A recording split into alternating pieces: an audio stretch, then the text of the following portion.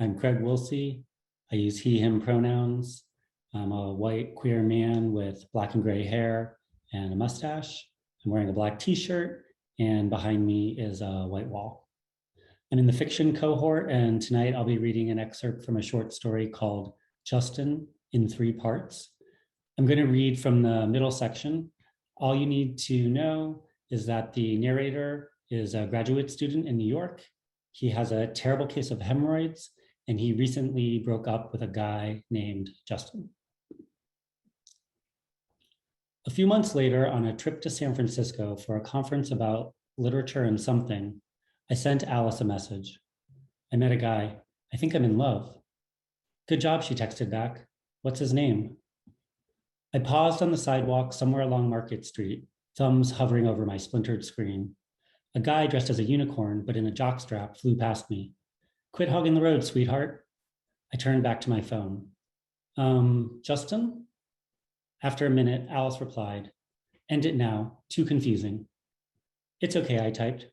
We'll call him Second Justin. I had met Second Justin at a pop-up gallery the night before. The gallery was an alley between a health food store and a shop that sold fair trade dildos. There were a lot of people at the opening, and I didn't know any of them. Being anonymous and also jet-lagged, I felt glamorous and European. I sipped at my flask of whiskey and checked out the show. The artist made sculptures out of pantyhose. They were actually pretty cool, but there were no lights in the alley, so it was hard to see.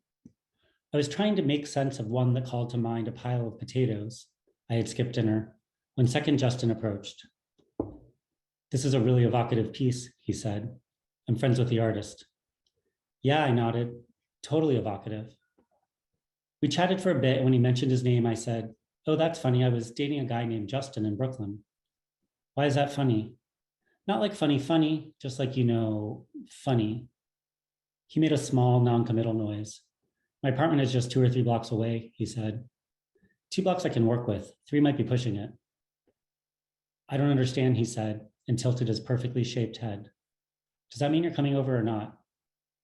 I pocketed 2 beers from an igloo cooler, and we headed out. Before I even knew of Second Justin's birthplace, Calabasas, whatever that is, we had agreed to a long-distance relationship. I suggested we try an open arrangement, like I had read about in a zine.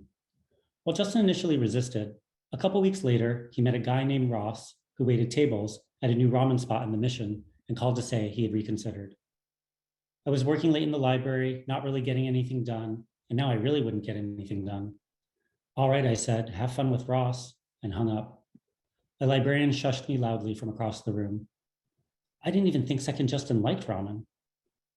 I sat there, unsure of what to do next, so I downloaded a bunch of apps, including something called Squirt I'd learned about from an ad posted over a urinal. The next day, I meditated on wanting good things for Second Justin. I sat legs crossed on a thin pillow, like I'd seen on television. The floorboards dug into me, irritating my hemorrhoids, but I breathed out and said, I release this pain. I tried a visualization exercise from this book about mindfulness. I bought the book at the airport and then left it on the plane. But the part I got through had this whole thing about how the most generous color is amber. So I pictured an effusive amber happiness filling Justin's life.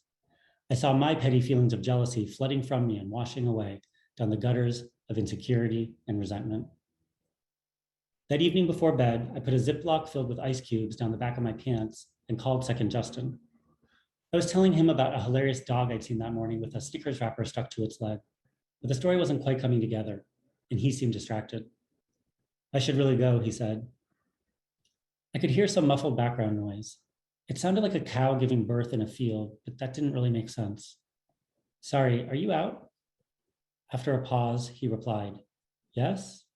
It sounded like a question. That sounded like a question, I said. Yes, I'm out. Is that better? I said nothing and waited. I waited some more. Fine. I'm having dinner with that guy, Ross. The amber cloud I'd been conjuring during our call, a rangy cumulus number rolling across the stretch of continent between us, quickly deepened to blood red. What the fuck is wrong with you? When I said have fun with Ross, I was being sarcastic. I hurled my phone across the room. It hit the wall next to a limp houseplant and exploded in a small shower of cheap plastic and glass. I fell asleep with all the lights on. When I woke a few hours later, I thought I had wet the bed, but it was just from the ice pack melting. Thank you.